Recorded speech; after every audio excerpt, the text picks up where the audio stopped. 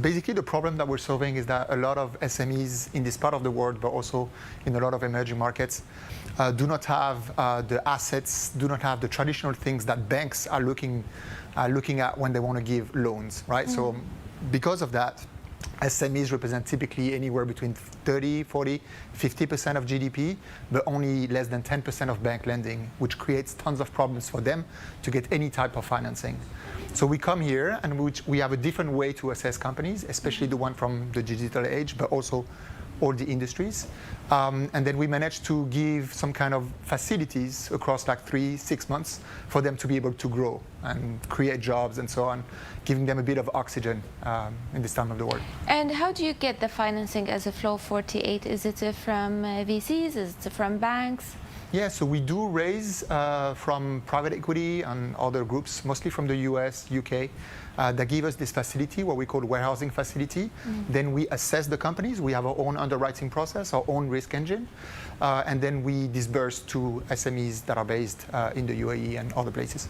And how does it exactly work, the revenue-based financing? Let's say I'm an SME or a startup and I want to get a loan or a debt from Flow 48. How does it work exactly, and what is the percentage you're charging to that company? Yeah, so typically what we're going to look at is your revenue streams. That's why it's called revenue-based financing, is that we try to predict your revenue flow, your expected revenue flow.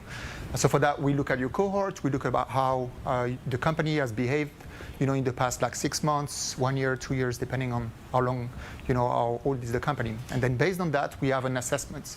Our risk engine spits out, so AI-driven, spits out, different types of ratios for the company. And based on that, we deliver, we can suggest some facilities. What is the average? I would say about 2%, depending on, about 2% per month is how much we're... 2% of the loan you are giving? Exactly. So typically if we're giving like, 100K loan, there is a bit of obviously like across like 3 to 6 months. So depending on the revenues of the company, what we want to be is that we really want to partner with the company. So if the company has a drop in revenues, we're not going to charge the same amounts, right? Obviously the amount they're going to need to give back is going to be, in proportions of how much revenues they make.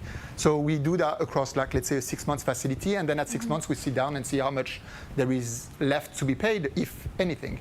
If there is more, we extend the facility for like 1 month, 2 months, always in the view of providing the capital necessary for the company to grow. What are the risks related to this kind of financing? The risk is mostly about 2 things, right? Our ability to assess the company, right? Obviously, there is a lack of information in this part of the world, but elsewhere as well. So you need to triangulate a lot of information from a lot of different places. So that's one. And then 2 is collection. How to make sure that if the company actually meets its targets, makes its revenues, how are we going to get paid in return, right? So having that automated through payment gateways or other ways is super important for us. And what are the criteria in the companies that makes them eligible for this kind of debt or loan or financing? And also, in which stage should they come to this kind of financing? In the early stage of the business, in the later stage of the business? So we're industry agnostic, sector agnostic. We believe that any kind of company has the right or has the ability to be able to get funding, as long as they meet the financial criteria that is required for us. The holding is based in France. The entity financing is based out of the UK. And we're financing SMEs across UAE, Jordan, and soon South Africa. We're just opening an office there. You just mentioned your second company or second startup, and as we talked earlier, you have established 4 startups. I would like to ask you here a critical question. What is the biggest mistake, or what can go wrong that other companies, startups companies, should avoid in the future? So many things that can go wrong. I would say, like, more generally speaking, probably when I coach, entrepreneurs, young entrepreneurs, I think the biggest misconception they have is more that they think that they need to have everything figured out at the beginning.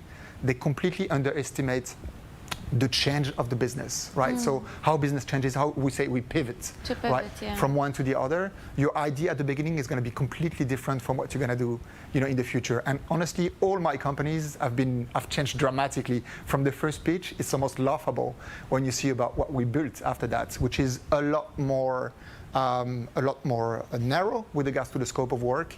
but also a lot more deep, right? So we tend to overestimate how much we can tackle at the beginning.